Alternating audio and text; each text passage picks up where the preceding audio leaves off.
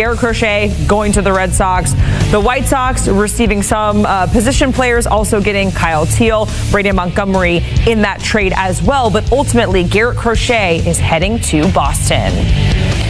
And let's bring in our MLB insider, former World Series champ with the Boston Red Sox, Will Middlebrooks. Will, you are very familiar with this organization. And when it comes to Garrett Crochet, this is somebody who, for a long time, even back to the summer, prior to that, we thought he was going to be traded. It felt like, okay, why is nothing coming to fruition for him? Ultimately, he is going to Boston. What do you make of the move? And I know you were saying it felt like this was a good fit for quite some time. Yeah, it was. I think the White Sox were thinking, look, we're on to what this guy's doing as a starting pitcher, because you got to realize he got into the league in 2020 and 2021 he was a reliever. 2022 he missed, or 2022 he was a reliever again, missed the season 2023 with injury, and then he gets here in 2024 and all of a sudden he's a starter, makes 32 starts. He strikes out 209 batters over 146 innings, which is absolutely elite. And they're thinking, okay, we got something in our hands here, and he's making league minimum. Let's hold on to him, let him pad these stats a little bit more, and maybe we can get more as far as prospect capital goes in the offseason.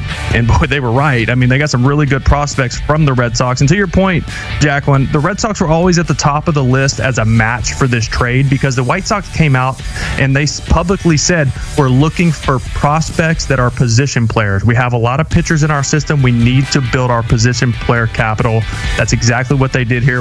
They picked up one pitcher from the Red Sox, 3 position players, Kyle Till being the number 4 prospect, number 1 catching prospect in the system, who had a chance to make the big league club this year out of spring training. So they're getting some really good players in return, but the Boston Red Sox are getting a guy with ace potential. You just got to see if he can continue this, because like I said, last year was his first time as a starting pitcher. Yeah, 4th in the AL in strikeouts. We saw that graphic right there. So, well, if we're just projecting ahead for the Red Sox and we look at their rotation overall, what are your expectations? I know you said that the fit overall with the team makes sense, but if you're looking at the projected starting rotation, how are you feeling about this based off of what we're seeing right now looking ahead to next season?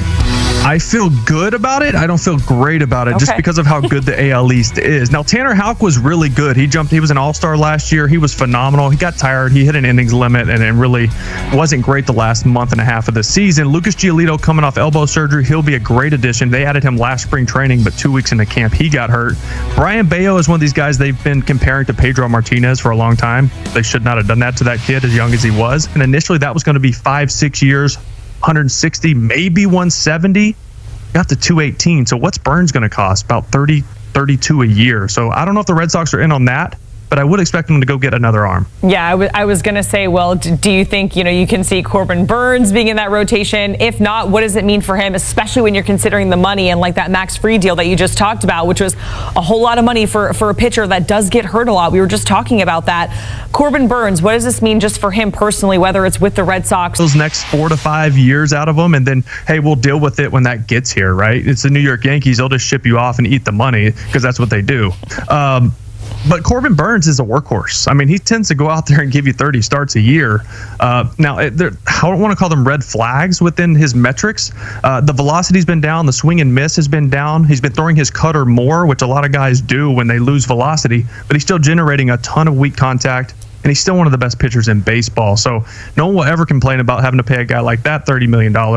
I would love to say the Red Sox are in on him. I'm not sold that they are. I said the word chopping block, and that was completely not what I should have said. I meant to say like big board for Corbin Burns. He is not on the chopping block. I apologize, Corbin Burns. Will, I want to talk about just the Red Sox fan base, because this is a good point that you brought up, is that they've been itching for some sort of big splash in free agency.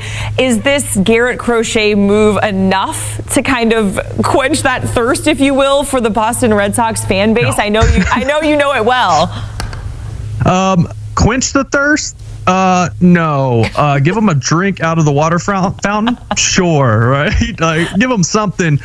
They were really...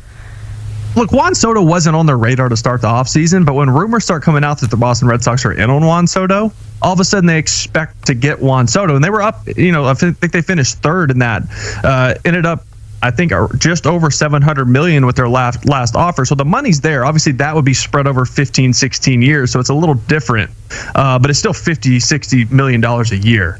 So you start looking at this fan base, which you brought up, and they're rabid. And it's great because it's for a fan base that didn't win anything for 86 years. They win a World Series in 2004. They win in 2007. At that point, they're thinking, we need to win every single year, which just isn't realistic. But then they win 13. They win in 18. And ever since 18, it's kind of been, I don't want to call it a rebuild, but a retool, because Boston doesn't have rebuilds. They don't really have bridge years. You're not allowed to there. So you still have to be competitive. But it's been tough there because there hasn't been the big signings. There haven't been the aces, the big names that normally get brought into this, what was a big market team. They want to treat this like a big market team. The fan base wants to feel like they're going after it to win. And this is the first step. There's definitely more pieces to be had. Still the Alex Bregmans. You're looking for a big right-handed bat.